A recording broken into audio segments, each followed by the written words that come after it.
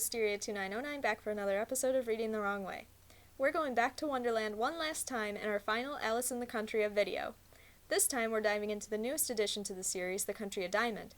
I want to reiterate that I have not played any of the games, so my review is strictly from what is printed in the books. Like last time, both of the books I'm going to show you are rated OT for older teens, generally considered 16+, which I think is appropriate. If you'd like a breakdown of my rating explanation, please refer to my September video in the Country of Hearts. This series is unique in that the two titles currently licensed in North America aren't actually manga. Bet on My Heart is a light novel, which is a pretty rare treat in the Western world, but we'll get deeper into that later. Wonderful Wonderworld is the first full-color fanbook brought over, which we'll look at a little more in depth now. Because there are so many amazing things to show you, and I'm horrible with a camera, I thought it best to show you the fanbook with slideshow pictures and a voiceover. I'm also typing my script as I go, so this will be my first impressions of the book. So, let's get started. The first thing we're greeted with is a quick 2-page summary of the different countries we've encountered so far. Now, if you've watched all of my Alice videos, first, you are way too nice. But also, I've been sure to state that most of the separate spin-offs you can pick up on their own as long as you've gotten through the main series and Hearts. This is also true of Diamond. Clover, Diamond, Joker, and the unlicensed Country of Clubs are all parallel worlds existing at the same time. I would recommend familiarizing yourself with Clover and Joker, however, as characters from both countries do appear in this series, even if they aren't necessarily themselves.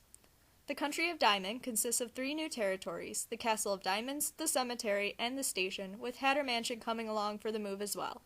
This country is described as a potential past alternate world, where people that once were Alice's friends don't know her here. Both Ace and Nightmare appear in child forms, and Gray has returned to his aforementioned assassin period. It's also worth noting that the Bloody Twins remain in their adult forms in this series, but are still the same childish and lazy kids on the inside. We're then greeted with some beautiful full-color illustrations featuring the characters of Diamond. It's clear we're going to lose a few friends, but gain a few more. The artwork is all done by Momonosuke Fujimaru, who you should all know by now is my preferred Alice artist. If she happens to be your favorite as well, this book is a must-have. After this, we have the character introduction section, which starts with a page showing all of the characters we're going to see. Each character page has their different expressions from the game, as well as screenshots with extra information about Diamond, alternate costumes, and comments from Momonosuke Fujimaru. It also includes the usual fanbook tidbits of age, blood type, height, likes, and their voice actor.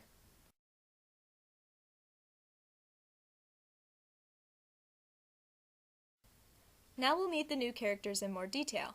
First we have Krista Snowpigeon, the Queen of Diamonds. Similar in cruelness to Vivaldi, Krista freezes anything that catches her fancy, with her main targets being Nightmare and Alice. She also has a fondness for stuffed animals. She can appear as either a child or an adult. Every queen needs her prime minister, and Krista has Sydney Black at her side. Unlike Peter, who dotes and fawns over Alice, Sydney despises her. He also hates the color white, which happens to be his queen's favorite color, but serves her faithfully. Also, unlike Peter, who rarely does his work, Sydney is very serious about his work and ensures his subordinates do their part as well. He can take on a rabbit form like Peter, which appears to be that of a lop-ear rabbit, since his ears droop, unlike Peter and Elliot's. It's also worth noting that he has heterochromia iritis, with one eye being red and the other gray. I also like the last sentence of his profile saying, "The fact that stress is likely to turn his hair white is a cause of still more stress to him." Next is Jericho Bermuda, the Gravekeeper. Representing the dodo bird, he is the curator of the museum and head gravekeeper. He also happens to be a mafia boss in direct opposition to Blood and his Hatter family, something we really haven't seen before from a role holder's perspective. He is a gentle but strong man who shows concern over Alice's confusion after the move. He is also constantly referred to by himself and others as the man already dead. As per usual, several characters have followed after Alice in the move. But remember that Diamonds is a potential past world where people that once knew Alice may not know who she is anymore. Familiar characters include the crew from Hatter Mansion, Blood Dupre, Elliot, Tweedledee, and Tweedledum, Boris, Nightmare, Gray, Ace, Julius, and Joker. Peter and Alice's older sister Lorena, as well as the faceless servants from all 4 territories, are included in the character bios as well. Following the character bios is the character roots section. Were you to play the actual game, this section features the different paths you can take with each available character. It starts with an opening sequence explaining that Alice had the sensation of falling during this move. She is held by Peter, but as she falls, he turns into rose petals that fly away. When she comes to, Alice is in a mushroom forest where Nightmare greets her, informing her that she is in the country of diamonds, a period of the past. Just like the ball in Hearts, the assembly in Clover, and the circus performances in Joker, Diamonds has its own required event in the form of a survey meeting. It is described as a competition in which 5 national strengths, nature, citizens, military, economy, and technology, are quantified and compared between the 4 countries. The roll holders choose a card with one of the 5 strengths on it, usually the one they expect their territory to excel in. The results are measured by colored sand that falls in hourglasses, and citizens are required to participate and bet on the results. To me, it's almost like a huge lottery. Each section is divided by character, including dialogue and screenshots from the main route, which are then broken down to the separate possible endings. None of this section is incredibly explicit, only giving enough information so readers have a brief idea of what happens during a certain path. Following are screenshots of different locations in the 4 territories. The Castle of Diamonds is brilliantly bright, with elegant features and fine details. Like its counterpart in Hearts, it also has a massive hedge labyrinth in front of it. Higher Mention has pretty much remained the same, and we're able to see closer views of the gates and extensive gardens. The cemetery and museum are very geometric and uniform in design. Aside from Alice's more colorful room, most of the museum is monochrome. Woodland creatures can jump in and out of the paintings that hang on the walls. The station looks very much like an older train station with a brick exterior and numerous windows. There's a mall inside and several platforms that are constantly crowded. Following are 2 interviews, the first from Mamenosuke Fujimaru, who talks about the art and her own character preferences. Afterwards is a commentary by scriptwriter Ko Satsuki, who talks of Diamond's correlation with the next Alice game, Mirror World. This section is followed by a perfect capture guide, which as far as I can tell serves as a strategy guide, laying out the different responses a player must take to achieve the end they're looking for. The fan book finishes with comics drawn by the artist. It reads in the Japanese format, meaning when you finish the strategy guide portion, you need to turn the book over and read the manga just like you would any other from right to left. The first story features Sydney, the Black Rabbit, and gives us a little insight into his relationship with Krista. The second is a segment from the Bloody Twins' Dead End route. Following are 4 pages of comics that were used as advertisements for poster inserts. These are a little on the mature side as far as subject matter concerning fan service, but given the age rating, I think 16 years and up shouldn't be too taken aback by it. After is a 10-page comic strip which serves as a comedic beginner's guide to the series as a whole, as well as to Diamond, and a series of promotional comics for the game. And with that, we've explored all the fanbook has to offer. While I haven't heard any news about Diamond coming over beyond Bet on My Heart, I do hope that Queen Rose will have some Diamond manga for us. The new characters are intriguing to me, and it's interesting seeing some of our old favorites in different roles and younger forms. Mamenosuke Fujimaru's artwork is gorgeous and highly detailed as always. The guide is informative and written in a way where even people that haven't played the games can understand what Diamonds is all about.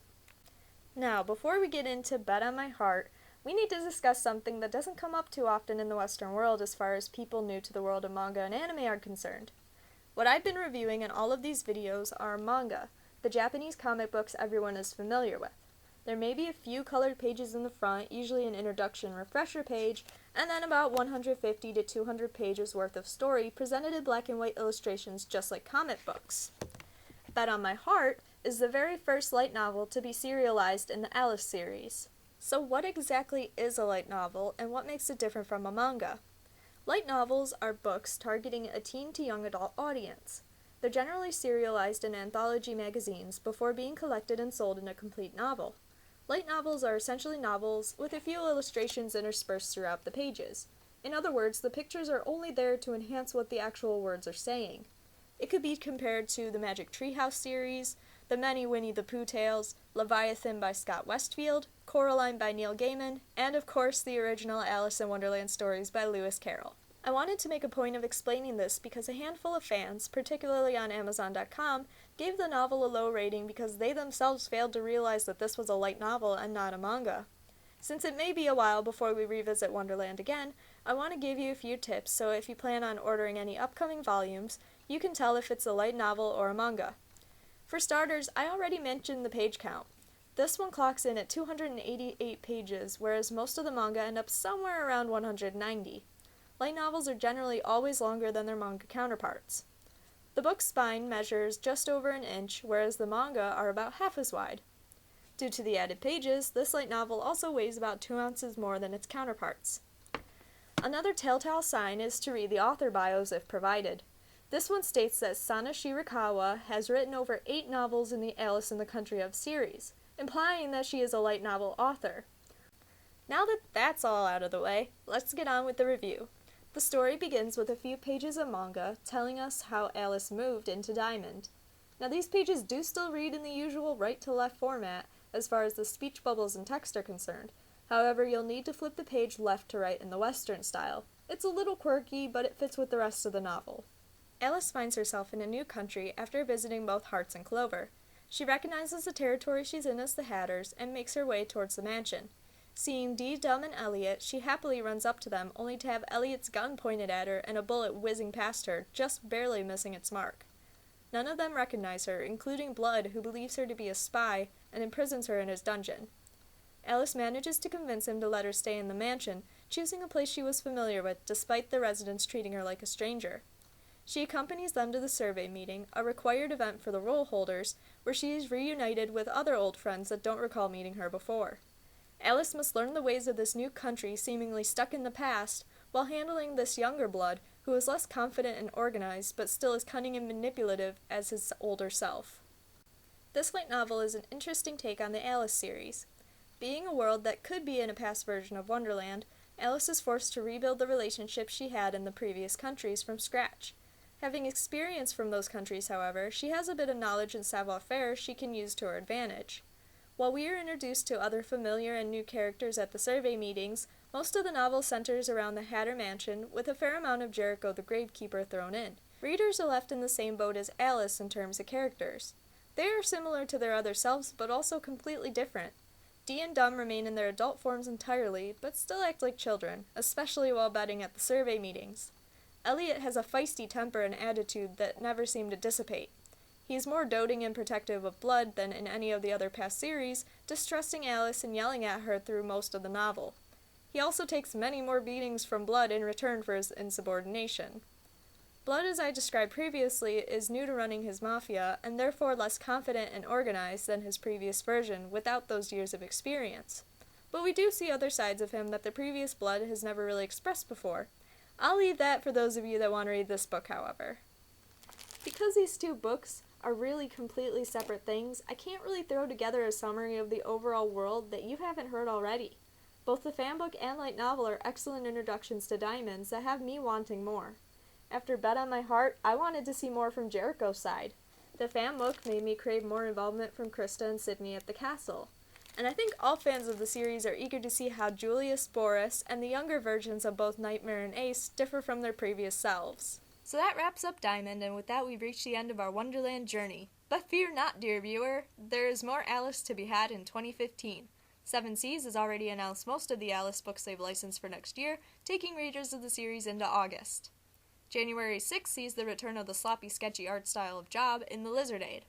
While I'm not thrilled about the artwork, this will be our first intimate look at Grey Ringmark. February 10th has the 7th and final volume of Circus and Liar's Game, where we might finally figure out with Alice what's going on in this topsy-turvy world. We rejoin Job for what appears to be the final time, March 24th, for the final volume in the Nightmare trilogy. April 28th has another Elliot story for us with the March Hare's Revolution. This is Ryo Kazuki's first volume in the Alice universe, and the cover art looks very pretty. May 26th brings about another volume featuring the Bloody Twins Dee and Dum. Kei Shichiri is also new to the Alice universe. The artwork looks pretty, but the cover isn't very colorful, so it will be interesting to see what direction that volume takes. After all of the Job and new artists, we get a lovely refresher of Maminosuke Fujimaru artwork June 30th with Junkbox, a collection of short stories from the Alice universe. Gray gets another shot in his trilogy Black Lizard and Bitter Taste, debuting July 21st.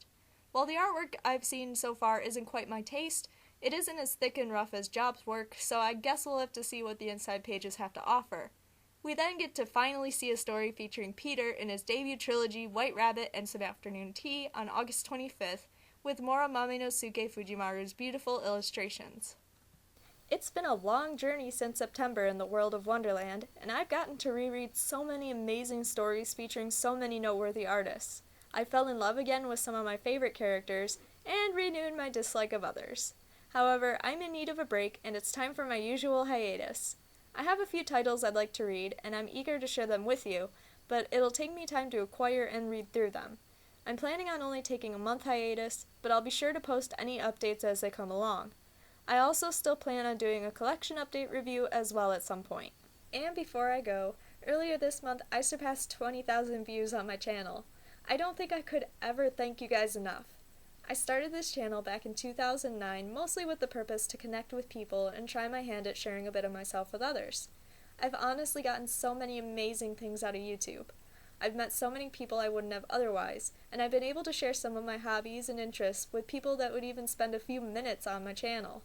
2014 was a pretty rough year for me, but I knew I had my reviews to do, and I've spent a lot of time giving other YouTubers views to help me through it. I quickly want to thank two people that really helped me out along the way.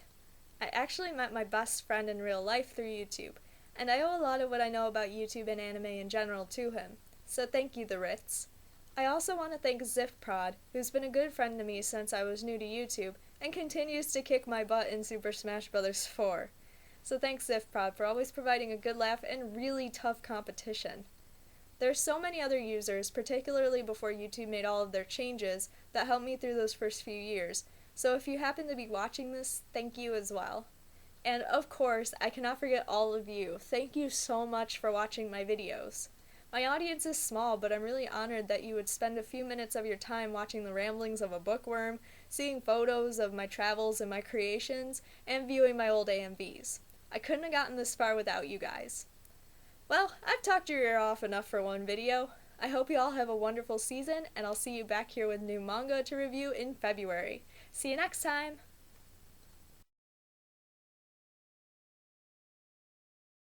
But we'll get deeper into this one a little later. Wonderful... Okay. When I was given freedom, oh, all I did was plead. When I turned back, there was nothing to see. You closed your doors before I could open mine. Now I know, now I see, it was a